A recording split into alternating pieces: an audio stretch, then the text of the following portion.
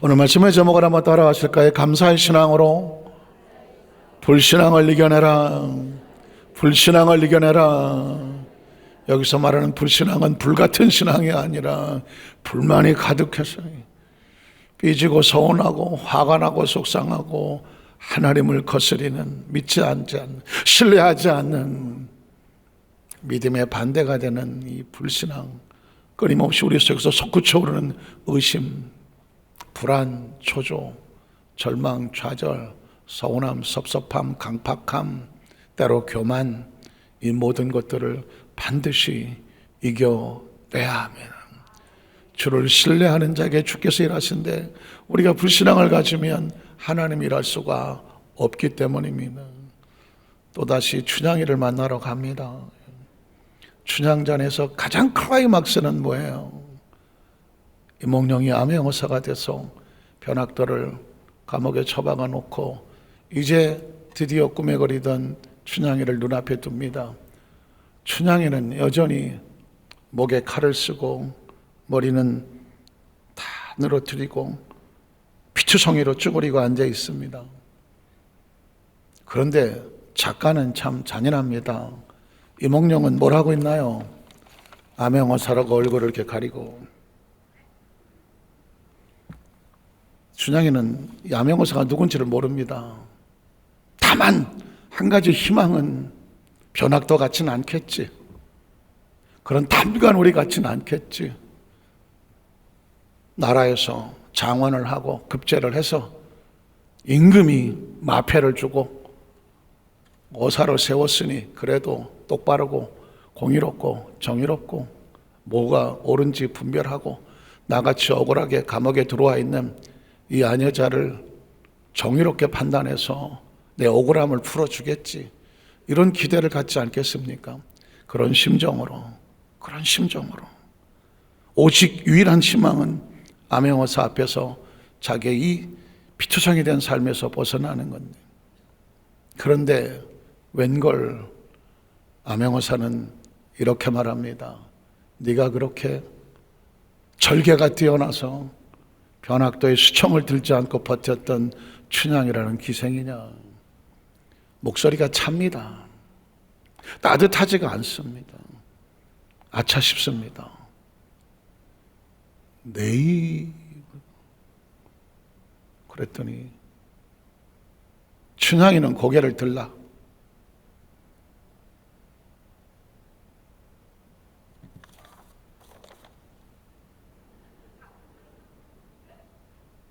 오늘 밤에 내 수청을 들겠느냐?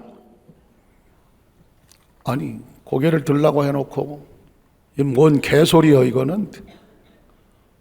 그렇게 기대했던 암행어사가 뭐라고 말하냐면, 춘향이는 이 암행어사에 오늘 밤 수청을 들겠느냐라고 묻습니다. 그 순간에 춘향의 마음은 얼마나 무너졌겠습니까? 일말의 희망이 연기처럼 사라집니다. 세상에 믿을 놈 하나도 없다 그러더니 임금이 세운 암행어사 작자도 와갖고 시작부터 해대는 작태가 보니까 오늘 밤에 수청을 들라. 에이씨, 이러는 새끼는 아니야. 그때 춘향이는 꼬꾸라지를 하나. 그때 춘향이가 대갈일성을 하죠. 목소리를 빳빳하게 세우고, 어찌한 아내자가 두 낭군을 섬길 수 있겠습니까?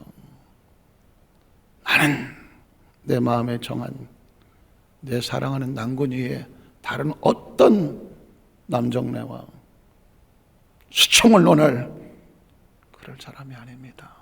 어사는 사람을 잘못 보셨습니다. 서리발같이 꼿꼿하게 상대가 암행어사라도 전혀 눈빛 하나 피하지 않고 똑바로 쳐다보고, 그때 이몽룡의 심정은 어땠을 것 같아요? 물론 이몽룡도 춘향의 그런 말을 하고 싶어서 하진 않았을 거예요. 이제 춘향에게 신번을 밝히고 자신이 암행어사인 걸 알고 그 춘향이를 데리고 한양으로 돌아가서 나라에서 궁에서 일을 하려고 하면, 적어도 자기 부인이잖아요. 앞으로 많은 수많은 일을 겪어댈 때에 도대체 이 춘향이 가지고 있는 생각과 그의 절개와 지조와 의지는 어떤 것인지를 알고 싶을 수도 있습니다. 잔인한 상황이지만 어쩌면 피치 못해 그랬을 수도 있습니다. 그런데 춘향의 그 말은 서리빨같이 꼿꼿한 기상형. 그 순간에 이몽룡의 가슴은 어땠을 것 같아요? 눈물이 흘렀겠지 않겠습니까? 내가 원하는 건 그거야. 거기서 춘향이가 만에 하나라도 아따 저것이 나한테 간보고 있네. 변사또 저것은 상당히 성깔이 안 좋아서 저것은 마음에 없는데 암행어사쯤이면 이건 내 앞길이 환히 열릴 것 같기도 한데 솔찬히 고민이 되어버립니다 하고 주춤거렸더라면 머뭇거렸다면 아따 조카 나한테 시간을 줘보소. 힘드네. 만약 이랬더라면 이몽룡은 얼마나 절망했을까요? 전 사실상 마치 춘향이는 크리스찬 같고 이몽룡은 그리스도의 모습과 같더라고요. 그리스도는 우리에게 와서 뭘 하고 싶을까? 성경을 뒤져보니까 하나님은 하나도 없더라고요. 힘들고 어려운 고난을 지나갈 때 그럼에도 불구하고 너 끝까지 나 믿어줄 수 있니? 기억하셔야 돼요. 하나님의 심정은 딱 하나예요. 많이 힘들고 어려울 거야. 외롭고 쓸쓸할 거야. 억울하고 분이 생기고 어떤 때는 하늘이 무너진 것 같을 거야. 차디차게 하나님은 안 계시는 것 같기도 그렇게 보이기도 하고 아무리 부르 기도해도 아무도 안 듣는 것 같고 막막한 광야에 홀로 남은 것처럼 느낄 수 있을 거야. 그런데 그때도 내가 나를 끝까지 신뢰해 줄 수 있겠니? 한번 따라 하실까? 이게 신앙이다. 이게 신앙입니다. 이게 신앙입니다. 전 사실 오늘 강단에 많이 울고 올라왔어요. 어쩌면 울지도 몰라요. 성경은 하나님의 눈물이 처절하더라고요. 하나님께서 노아에게 심판이 피투성이로 쏟아지는 죄악의 간역한 세상에 한 사람 노아를 선택해서 그 노아에게 방주를 지으라 그러나. 성경에 보면 마치 노아에게는 좋은 일이 일어날 것 같아요. 노아에는 은혜를 입었더라. 모든 것을 다 쓸어 없애려고 한 하나님의 진노 가운데 노아는 그러나 은혜를 입었더라. 노아는 의인이고 당대의 완전한 자고 하나님과 동행했더라. 그럼 어떻게 해야 돼요? 날마다 기적이 되잖아. 날마다 좋은 일, 날마다 풍성이, 아무도 문제가 없어야 되잖아요. 노아는 적어도 그 시대 속에서 자기 신앙 지키려고 몸부림치면서 외로운 싸움을 하고 있는 노아는 편해야 되잖아요. 그런데 이게 웬일이냐고요. 하나님께서 노아에게 너를 위해서 방주를 져라. 네가 방주를 져라. 방주 이게 뭔데? 앞으로 120년이 걸릴 거예요. 120년이 걸릴 거라고. 그 120년 동안에 아무도 너를 안 알아줄 거라고. 저 산꼭대기에서 이 청명한 하늘에 비 한 방울 안 떨어지는 그날 속에 사람들이 손가락질하고 미친놈이라고 별 웃기는 놈 다 봤다고 손가락질할 거라고. 노아의 부인은 어디 가면 동네 아줌마들이 당신 남편 왜 저래? 손가락질 당할 거라고. 당신의 노아의 새 아들은 어디 가더라도 야, 네 아버지 갔냐? 그럴 수도 있을 거라고. 은혜를 입는다는 것은 하나님 편에서 볼 때는 큰 선물이지만 세상에서는 은혜 입은 사람들을 정상으로 생각하지 않아요. 은혜를 깊이 받을수록 사람들은 정상으로 생각하지 않아요. 오순절날 마가다락방에 성령이 충만하여서 성령이 완전히 충만해져서 그들이 방언하고 통을 기도할 때 세상은 이렇게 말했습니다. 대낮부터 술 처먹고 이 새끼들이 정말. 세상은 그렇게 취급합니다. 세상의 잣대와 영적인 잣대는 다릅니다. 전 여의도 21살교회 성도들 가운데 외롭게 꼿꼿하게 그 옥중에서 자신의 신앙을 지켜내는 마치 이 춘향이 같은 심정으로 세상과 맞짱을 떠서 싸우고 있는 여러분 한 사람 한 사람에게 전 하나님이 주시는 큰 방주의 사명이 여러분을 지치게 하지 않고 두렵게 하지 않고 쓸쓸하게 하지 않고 무너지지 아니하고 그 속에 담겨져 있는 하나님의 은혜를 발견하시기를 주의 이름으로 축복합니다. 그러나 노아는 하나님께 은혜를 입었더라. 하나님께서 이 세상에 모든 것을 다 네가 보거니와 내가 쓸어버렸는데 너는 너를 위해서 방주를 만들어놔. 청천하늘에 날벼락이 되는 방주 치라고. 그런데 이 방주는 너를 위해서 짓는 거야. 너 이 방주가 짓고 힘들고 어렵고 눈물 나고 속상하고 많이 힘들 거야. 아주 120년을 짓느라고 물질도 많이 들어갈 거라고, 나무 꺼서 너의 시간이나 너의 모든 게 다 들어갈 거라고.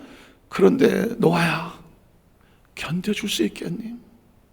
전 그 심정이 느껴지는 거예요. 하나님이 노아에게 방주면서 알아서 이 자식아 임마, 노아를 위한 거니까 그렇게 집어던졌을 것 같아요. 하나님 그런 하나님이 아니더라고요. 자기 백성들이 어떤 것을 맡길 때에 보면 하나님은 처절하게 통곡하고 울더라고요. 노아야, 힘들 거라, 외로운 싸움일 거야, 너 아무도 안 알아줄 거야, 미친놈 소리 들을 거야, 억울할 거야, 아무도 안 알아줄 거야. 그런데 노아는 덥석 그걸 받아들고, 노아는 하나님께서 말씀하신 대로 다 준행하였더라. 순종이 쉬워요? 여러분, 순종 쉽습니까? 아니에요. 미친놈 소리를 견뎌낼 수 있는 마음속에 영성이 있어야 순종이 되는 거예요. 한없이 외롭고 쓸쓸한데 그 가운데 하나님께서 내게 막 하나님 나와 함께 일하신다라고 하는 하나님의 사명 때문에 견디는 거라고요. 그게 힘들지 않아요. 외롭지 않아요. 서럽지 않아요. 부끄럽지 않아요. 그때 하루하루 지날 때마다 하나님은 노아의 심정을 말해줄 수가 없어. 하나님은 노아 생각만 하면 눈물이 나는 거죠. 120년 동안 하나님은 매일 눈물로 살지 않았겠어요? 마침내 노아가 방주를 다 지었어요. 하나님이 노아야, 너희 식구들을 다 데리고 방주로 들어가라. 진짜 고생했다. 120년 동안 고생해서 너와 함께 간 그 안에 있는 방주에 들어간 너희 식구들은 내가 다 살려줄게. 노아는 하나님 말씀대로 다 준행하였더라. 경하시잖아요. 비가 그치고 세상에 모든 심판이 다 호흡 있는 것들이 다 죽었을 때에 방주에 들어갔던 자들만 살았더라. 생명 하나 살리기가 이렇게 눈물 나는 일인지 아셨겠어요? 노아의 처절한 이 사명 붙잡고 눈물로 견뎌낸 그 시간에 만든 방주에 노아의 가정이 살고 노아와 함께 있던 자들은 이렇게 말하는 거예요. 눈물이 안 나겠어요? 하나님은 그 120년 동안에 노아가 방주를 짓는 동안에 하나님의 심정이 어땠어? 오늘 저와 여러분이 예수 믿고 구원받고 하나님의 속에 성령받고 여의도 수모한산교회를 여기까지 오기까지 피눈물 나며 지켜온 사랑하는 성도 여러분, 여러분들이 그 흘렸던 땀과 눈물과 정성 속에서 얼마나 힘들고 어려웠겠느냐고. 여기 장로님들 계시고 권사님, 안수 입사님들, 지역장, 구역장 성도들, 잘은 모르겠지만 이 교회가 출발해 나갈 때 우리 재원이 형제는 몇 살이요? 갔나 벌써? 이만큼 커서 와서 엄마랑 같이 찬양하는 모습. 세월이 70년쯤 지나면 전미경 집사님이 이제 한 60 될라나. 세원이가 장가 가서 손주를 나가고 이제 셋이 앉아갖고 보이지 않겠어요? 그렇게 세대가 가는 거라고요. 그런데 그 모습을 보면서 하나님이 눈물 흐른다고요. 사실은 노아만 그랬겠어요? 노아만 그랬겠냐고요. 창세기 22장 보면 하나님께서 아브라함에게 마지막으로 아브라함을 테스트하는데요. 입이 안 떨어져요. 하나님의 입이 안 떨어진다고요.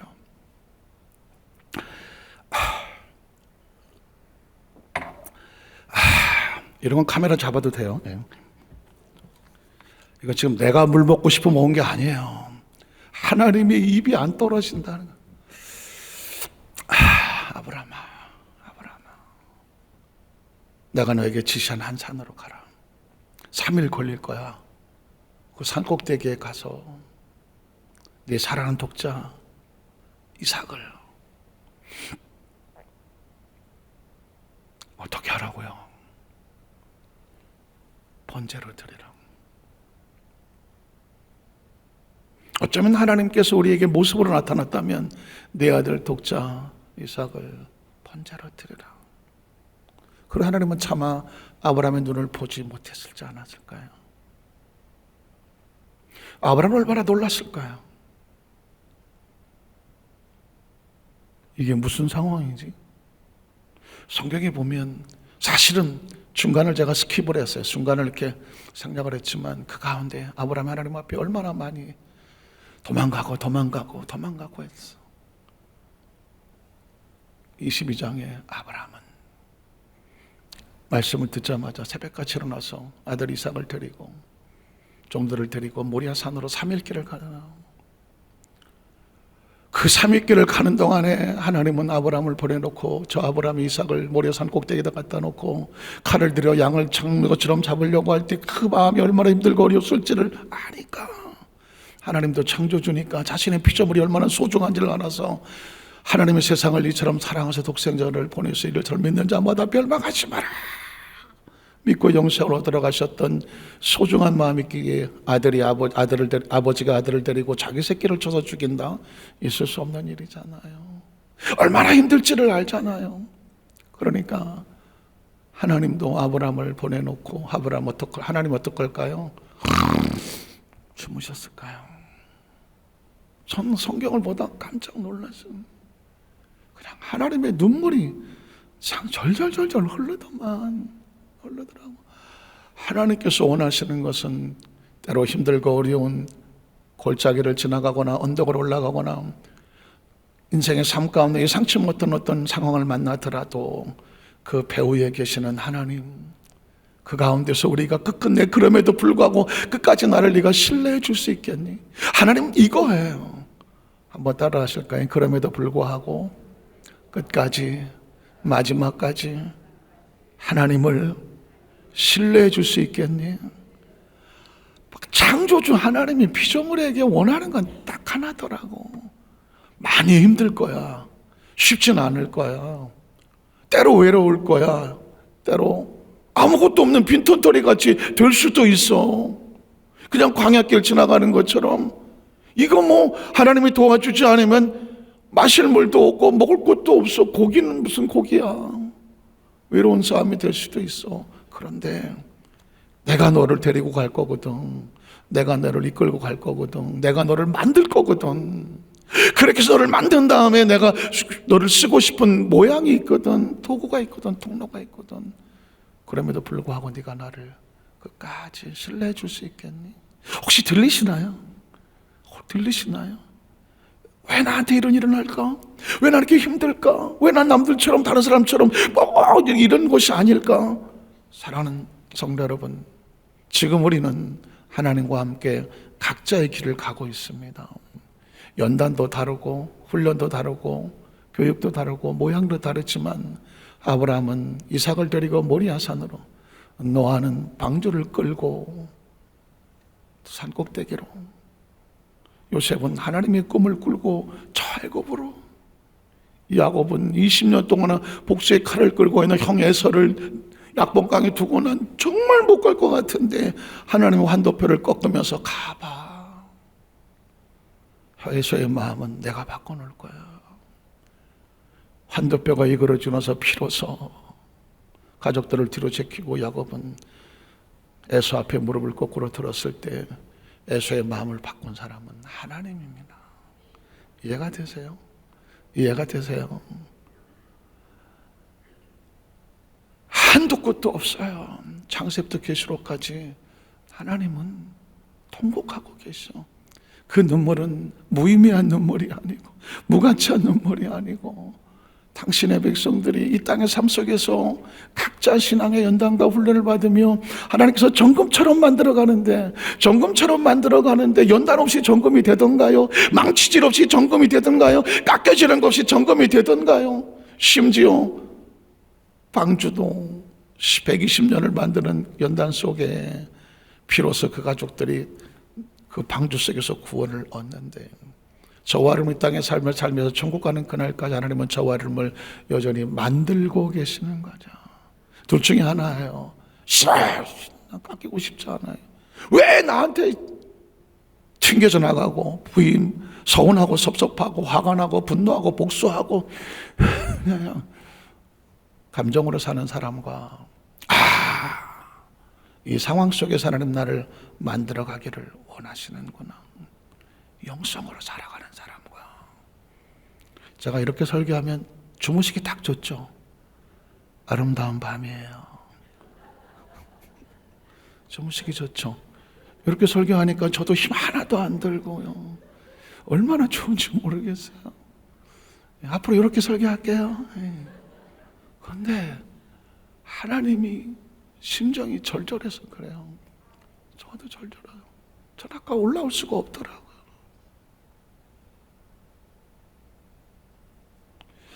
그 심정을 모르니까, 하나님의 심정을 모르니까 서운하다고 하고 섭섭하다고 그러고 억울하다고 하고, 왜 나는 그러냐고 하고. 베드로 같으면 예수를 믿고 따랐는데 이게 뭐냐고 그러면서 도망가질 않나요? 피투성이로 떨어졌던 사람들은 다 하나님의 눈물을 못 봐서 그렇더라고요. 하나님 앞에 하나님 알겠어요. 정말 알겠다고요. 아무리 힘들고 어려운 상황이, 어떤 상황을 만난다고 할지라도 그 가운데서 하나님의 음성을 들을게요. 너 그래도 많이 힘들고 외롭고 어렵고 아무도 안 알아줄 거라고, 심지어 오해하고 미친놈 취급할 거라고, 너 그래도 네 은혜 받은 거 지켜낼 수 있겠니?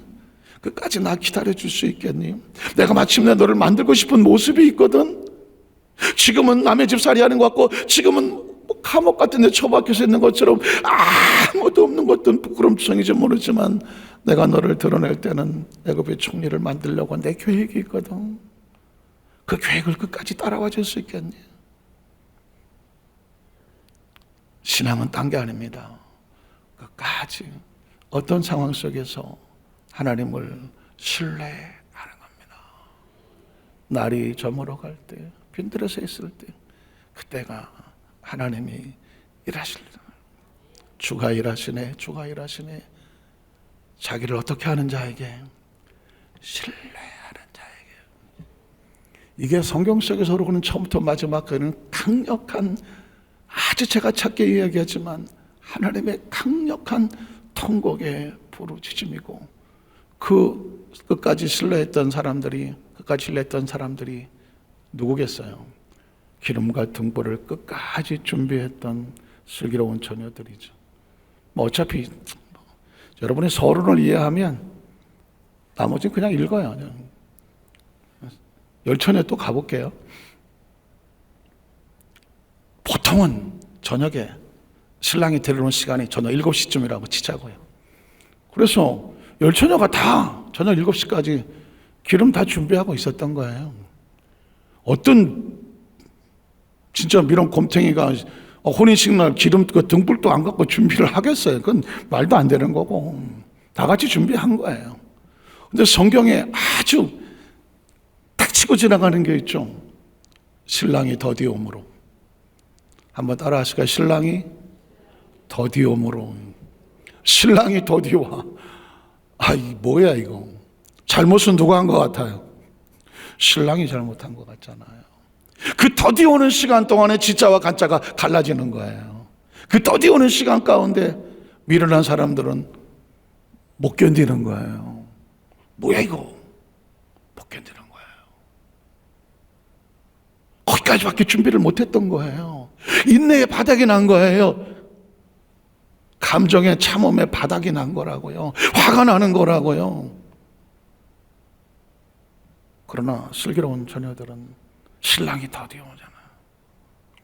그럼에도 불구하고 견뎌내는 거예요. 그 서운함을, 그 분노를, 그 당황스러움을 어쩔 수 없는 상황 속에 그들은 준비한 거 여전히 신랑은 온다. 신랑은 온다. 그 더디 오는 가운데 느끼는 것이 생기지 않은 느낌이 없으세요? 내가 조금 늦게 가도 기다려줄 수 있겠니? 결국 신앙은 기다림이에요. 끝까지 참고 인내하고 기다리는 거예요. 그게 기름이에요. 그게 예배고 그게 심령이에요. 왜냐하면 성경에 수많은 사건이 있지만 알고 보면 하나님은 그 얘기하고 계시더라고요. 성경 들어가 볼까요? 읽어갈게요. 하나님의 구원을 찬송하며 감사하는 모습. 저는 아무리 어쩌고 저쩌고 해도 시간 안에 끝내요. 그때부터 해갖고 그때부터 2시간 하지 않아요. 자, 출애굽기 15장 19절 21절에 보면 이게 정상인 거예요. 바로의 말과 병거와 마병 함께 바다에 들어가며 야훼께서 바닷물을 그들 위에 되돌려 흐르게 하셨으나 이스라엘 자손은 바닷 가운데서 마른 땅으로 지나간지라. 아론의 노이 선지자 미리암이 손에 소고를 잡으며 모든 여인도 그를 따라 나오며 소고를 잡고 춤을 추니 미리암이 그들의 화답하여 이르되 너희는 야훼를 찬송하라. 그는 높고 영원하시며 말과 그 탄자를 바다에 던지셨음이로다 하였더라. 이게 하나님 자기 백성을 위해서 예비한 거예요. 혼인잔치와 같아요. 매일매일 삶 속에 하나님 자기 백성들에게 결코 바로의 발바닥에 밟히는 존재로 만들지 않아요. 홍해수가 있다고 하니 걱정하지 마. 너나 믿고 따라와서 홍해수 같이 들어와 줄 수 있겠니? 네가 발바닥을 밟으면 홍해수가 갈라지고 마른 땅처럼 걸을 거야. 눈엔 정말 두렵고 떨리고 좌우의 벽들이 굉음을 낼 거야. 언제 이 물들이 다시 합쳐져서 우리를 덮치면 어떡하지? 두려울 수도 있을 거야. 그런데 네가 나를 믿고 끝까지 신뢰하고 그 길로 들어와 줄 수 있겠니? 성경은 우리에게 이거 요구해요. 이스라엘 백성은 그 말씀도 들어갔고 바로의 군대는 무너지고 그들은 놀랍게 하나님을 찬양하고 경배했어요. 그러나 두 번째로 보면 이스라엘 백성들은 상황만 조금만 이상하면 입에 원망과 불평을 달고 살았습니다. 홍해수 앞에서 출애굽기 14장 10절로 12절 원래 그들은 이런 모습이었어요. 바로 가까이 올 때 이스라엘 자손이 눈을 들어본 중 애굽 사람들이 자기들 뒤에 이른지라. 이스라엘 자손이 심히 뭐하고 두려워하여. 사람이 언제 두려워해요? 하나님 임재를 느끼지 못할 때입니다. 야훼께 부르짖고 그들이 또 모세에 이르되 애굽에 매장지가 없어서 그들은 이미 여기서 죽는다고 생각합니다. 당신 우리를 이끌어내요 이 광야에서 죽게 하느냐. 하나님이 없어요. 신뢰도 없고 기다림도 없고 아무런 방어막이 없어요. 어째 당신 우리를 애굽에 이끌어내 우리에게 이같이 하였느냐. 우리가 애굽에 당신에게 이런 말이 이것이 아니냐. 이렇게 우리를 내버려둬라. 하나님 이거 뭐고 가나안 땅 이거 뭐. 아우 그냥 내비둬. 이렇게 살다가 죽게. 우리가 애굽 사람을 섬길 것을 하지 않았느냐. 애굽 사람을 섬기는 것이 광야에서 주는 것보다. 이스라엘 백성들은 하나님에 대한 신뢰와 기대감이. 하나님 아까 뭐라고 말씀했습니까? 외로울 수 있어. 두려울 수도 있고 막막할 수도 있고 계산이 안 될 수도 있어. 그런데 네가 하나님이라는 이름을 가지고 끝까지 나를 견디고 따라와 줄 수 있겠어? 하나님 원하는 건 딱 그거 하나예요. 할 수 없이 춘향에게 또 하면 미목령이 그랬겠지 뭐 둘이 뭘 했겠어. 내가 반드시 가면 내가 다시 데리러 올게. 철모르는 10대 청춘 남녀 이야기처럼 들을 것 같지만 그 춘향전은 아주 집요하게 춘향이는 기다렸고 이몽룡은 왔어요. 집요하게 기다렸고 집요하게 왔어요. 그리고 그들은 그들의 약속을 지키고 살았어요. 하나님은 우리에게 내가 반드시 너를 건져낼게, 지켜낼게, 나와 함께 할게. 홍해수가 됐든 광야가 됐든 어디가 됐든지 간에 네가 나를 잊지 않고 기대하는 한 내가 너를 저버리지 않을게. 이해가 되십니까? 이 땅에서 저와 여러분의 신앙을 가진 저와 여러분이요, 나이에 상관없이 형편 처지에 상관이 없이 어떤 상황에 상관없이 각자 하나님께 받은 약속은 그거예요. 내가 반드시 세상 끝날까지 너와 항상 함께 있을 거야. 내가 너를 버려두지 않을게. 물 가운데 버려두지 않을 때, 불 가운데 버려두지 않을게. 세상 끝날까지 내가 너와 함께 있을게. 네가 아무리 어떤 처지에 있다고 해도 너를 거기에 처박아 두지 않을게. 반드시 건져낼게. 그게 야훼예요. 예수는 자기 백성을 저들의 죄에서 건져내고. 믿으십니까? 이걸 머릿속에 어떤 상황이 힘들고 두려워도 거기서 뻣뻣하게 버틸 수 있는 걸 뭐라고 말한다? 신앙이고 영성이라고 말하는 겁니다. 출애굽기 15장 21, 24절에도 보면 말했음을 앞에서 그들은 또 조금만 이상하면 원망합니다. 호세공에서 이스라엘 인도함에 그들이 나와서 스루강야로 들어가서 거기서 사흘 길을 걸었으나 물을 얻지 못하고 마라 이랬더니 그건 물이 써서 마시지 못하겠으므로 그 이름을 마라라 하였더라. 백성이 모세에게 원망하여 조그마까지 홍해수에서 나왔어요. 엄청난 기적을 체험하고 이런 일생 이런 기적이 어디 있어요. 그런데 당장 마실 물이 없다고 거기서 또 원망하고 불평을 합니다. 원망이 얼마나 독보석 같은지 아시겠어요? 이걸 감사로 누리지 아니하면 언제 삐추척 나오고 이 서운하고 원망이 그냥 잔뜩 있어요. 이게 삐져 나와요. 혹시 아세요? 인간이 가진 육체는 유기체라서 매일매일 부패하고 썩어간다는 걸 아세요? 우리 육체는 여러분 아시잖아요. 어떤 뭐 빵이 됐든 뭐가 됐든지 간에 하여튼 만들어 놓은 음식이든 어떤 식물들은 놔두면 어떻게 돼요? 시간 지나면 상하든가 썩든지 그래요. 육체도 똑같은 거예요. 동물 사체에 갖다 놓으면 썩잖아요. 인간의 육체도 마찬가지예요. 영혼 떠나면 그냥 썩어버려요. 근데 왜 지금 우리 안 썩어요? 왜 안 썩죠? 살아있어서? 산다는 게 뭐예요? 생명력이에요. 면역력이라고요. 하나님 우리 안에 생명력과 면역력을 줘서 우리 몸은 가만 놔두면 막 썩으려고 그래요. 썩어야 정상이에요. 육체는. 그런데 면역력과 생명력이 들어와서 우리 몸을 매일매일 새롭게 만들어요. 세포가 새로워지고 모든 것들이 이겨낼 수 있는 생명력이 있어요. 그래서 살아있는 거라고요. 마찬가지예요. 가만 내버려 두면 우리 몸에 원망, 불평, 그냥 교만, 이런 것들이 내 속에서 막 뚝뚝뚝 올라와요. 이걸 어떻게 해결하느냐? 감사해요. 하나님. 은혜와 감사에 대한 절대 신뢰를 가져오지 않으면 슉 하고 올라오는 게 또 이스라엘 백성은 조금만, 아니 홍해수에도 살아나왔는데 앞에 물이 쓰다고 원망하고 불평함. 우리가 무엇을 마실까 하며.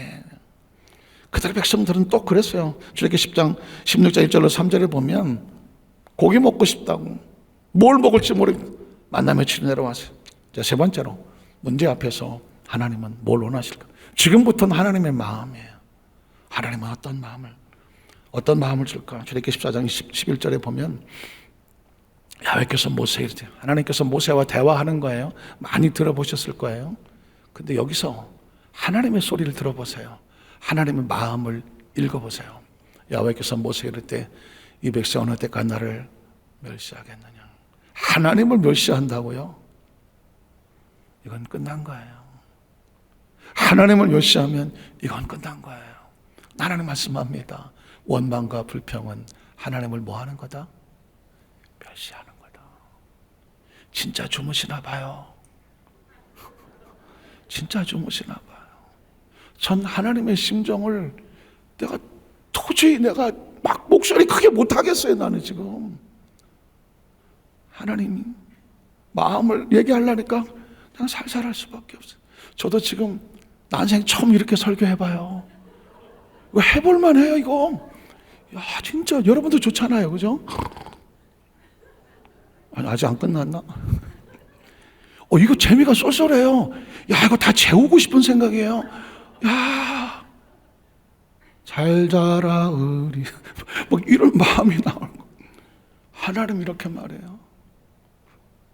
내가 너를 어떻게 아브라함을 선택해서 애굽에 내려가서 430년을 300만을 만들어서 홍해수를 가르고 여기까지 왔는데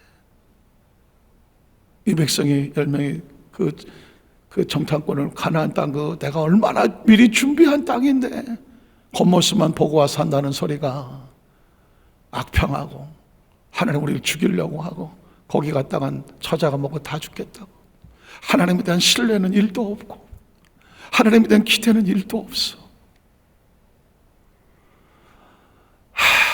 마치 이런 것 같은 거예요. 엄마가 나한테 해준 게 뭐가 있어요? 아버지는 뭐 해준 게 있어요?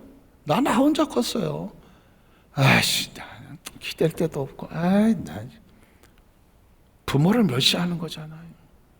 하나님을 멸시하는. 피조물에게 멸시를 당하는 그 모멸감, 창조주의 모멸감을 아시겠어요? 하나님은 지금 가슴이 비투성인 거예요. 그 다음 절에 24절에 보면 이렇게 말해요. 내가 들 중에 많이 정해서 너희 묻지를 않았다. 24절 그러나 내 종 갈렙은 그 마음이 그들과 달라서 나를 온전히 따랐다. 그 멸시당함 속에서 자신을 존중해주고 따라주는, 끝까지 인정해주고 따라주는 이 여호수아 칼렙을 보면서 하나님은 눈물을 흘리지 않겠어요?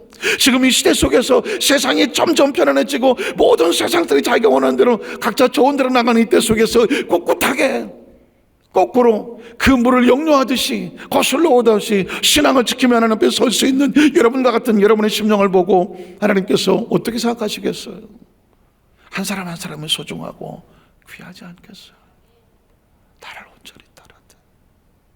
마치 노아 시대에 모두가 다 쓸어버리던 그 심판의 시대에 그러나 노아는 하나님께 은혜를 입었다는, 민수기 14장에 모든 이스라엘 300만이 피통으로 하나님 필요 없다, 모세 대신에 장관을 세우고 애고로 돌아가자는 그 시대 속에서 10명의 짱돌을 맞아 죽을 것 같은 위기 속에서 여호수아 칼렙은 모세와 함께 서서 하나님을 따라가자고 말했습니다.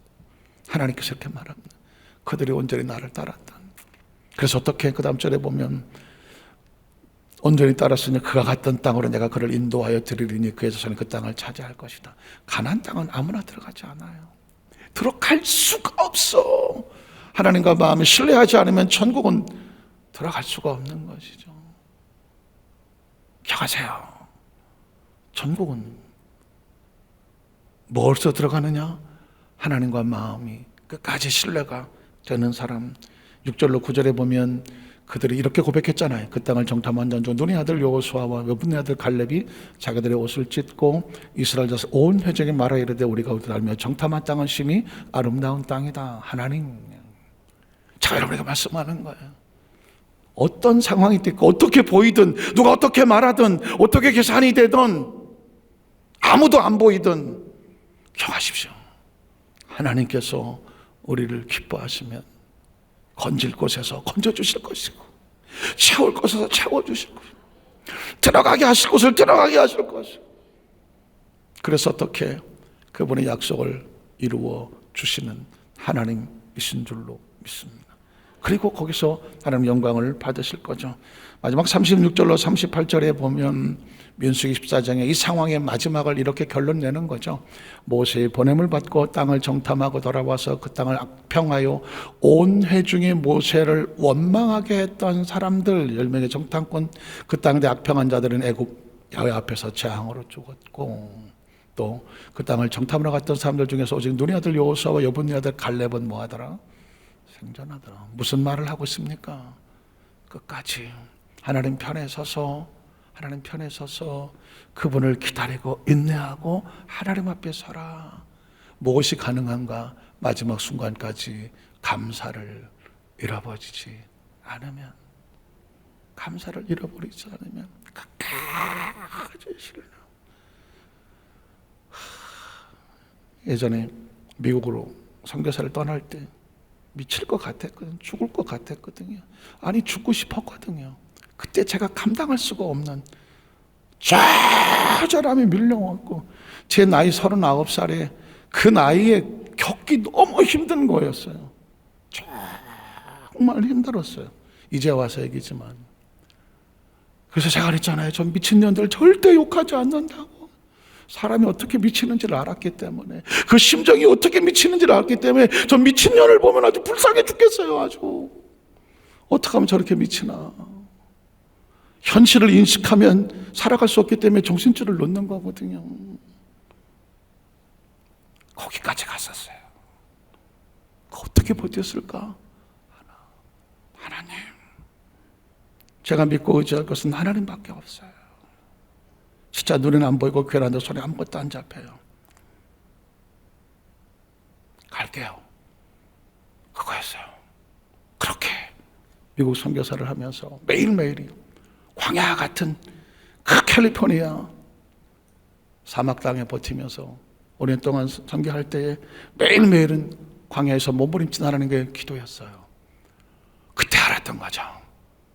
모세의 광야에 몸부림치는, 지금 제가 아까 말씀드렸던 이 모든 사람의 고난 속에서 버틸 수 있었던 것은 하나님에 대한 끝까지 신뢰할게요. 하나님 버틸게요. 기다릴게요. 하나님, 그거였어요. 저는 간절히 바라기는 오늘 셋째 날, 오늘 감사의 영성, 저와 여러분 이때까지 오면서 앞으로도 마찬가지일 거예요. 그렇게 쉽지 않을 거예요. 앞으로 우리 남은 날 천국 가는 그날까지가 뭐 갑자기 뭐가 하늘에서 뭐 떨어지거나 안 그럴 수도 있어요. 별 다를 수도 없을 수 있어요. 방금 전에 것처럼 그냥 똑같은 생활일 수도 있어요. 그러나 기억하십시오. 우리의 심정은 하나님께로 더 가까이 하나님 부여잡는 그 영성으로 깊이 들어가십시오.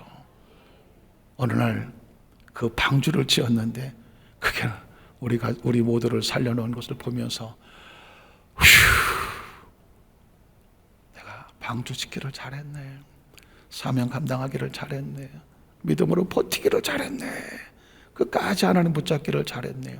그 모든 신앙의 고백이 저와 여러분의 고백이 되기를 주의 이름으로 축복합니다. 기도하겠습니다. 전능하신 하나님 아버지,